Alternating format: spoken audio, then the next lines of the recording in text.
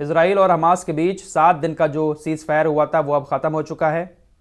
8वें दिन seize fire आगे बढ़ेगा या नहीं बढ़ेगा, इसको लेकर अभी तक कोई अपडेट नहीं आया है। ना ही कतर की तरफ से कोई जानकारी दी गई है और ना ही इजराइल डिफेंस फोर्सेस और हमास की तरफ से कुछ बताया गया है। 7 दिन का सीज़ फायर ख़त्म हुआ और हमले भी शुरू हो गए। इजराइल डिफेंस फोर्सेस ने दावा किया है कि गाज़ा की तरफ से हमारे ऊपर रॉकेट लॉन्च किए गए।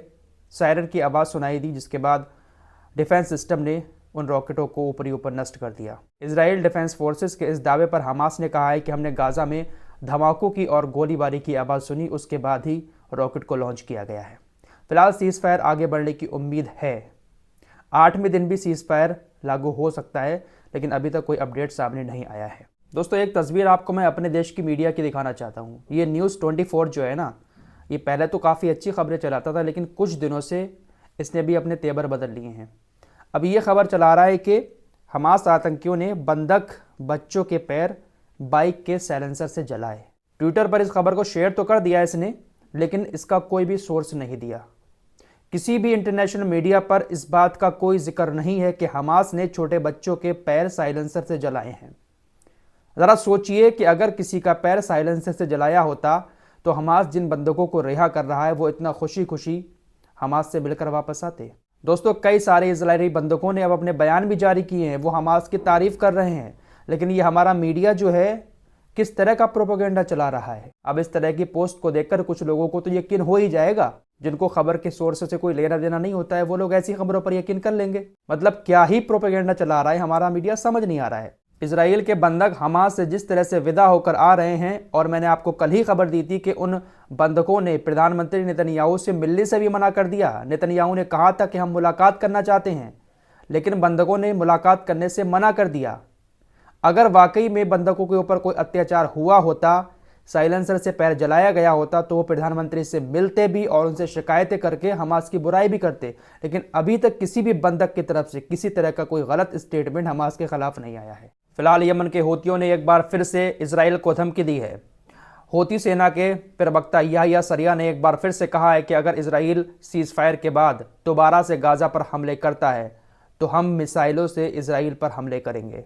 भले ही हमारे हमलों को बीच में चाहे कोई नष्ट कर दे, सऊदी अरब जैसे देश, लेकिन हम लगातार मिसाइल के द्वारा इजराइल पर हमले करते रहेंगे। साथ ही साथ जो भी जहाज़ इधर से निकलेगा उस जहाज़ को भी पकड़ेंगे अगर इजराइल गाज़ा पर दोबारा से अब हमले शुरू करता है तो। वहीं ईरान एक बार फिर से वापस आया है और ख़तरनाक धमकियां भी साथ लाया है। इस्लामिक रिवोल्यूशनरी गार्ड फोर्स वासिल मिलिशिया के जवानों को संबोधित करते हुए टॉप लीडर आयतुल्लाह खामेनी ने कहा कि मिडिल ईस्ट से हम अमेरिका का सफाया करेंगे। अमेरिका को मिडिल ईस्ट से भगाकर ही रहेंगे, क्योंकि मिडिल ईस्ट के अंदर अमेरिका ने अपनी ताकत बहुत ज़्यादा बढ़ा ली है। कई सारे इस्लामिक देश ऐसे हैं जहां पर अमेरिका ने अपने सैन्य ठिकाने बना रखे हैं, और इजराइल हमास के युद्ध में इन सैन्य ठिकानों से इजराइल को काफ़ी ताकत मिली। इसलिए मिडिल ईस्ट से हम एक दिन अमेरिका को भगा कर रहेंगे। अब मिडिल ईस्ट में मुस्लिम देशों ने ही तो अमेरिका को जगह दी है। ओआईसी के संगठन में शामिल हो तो बात रखो ना मुस्लिम देशों के सामने कि अमेरिका को यहाँ से भगाएं। लेकिन नहीं भाई, सब अपना अपना फ़ायदा देखते हैं।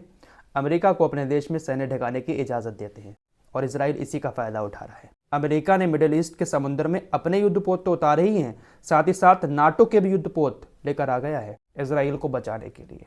फिलहाल इस खालिस्तानी आतंकी पन्नू की बात करें, जिसकी जानकारी मैंने आपको कल दी थी। अमेरिका इसकी हत्या का आरोप भारत के ऊपर लगा रहा है।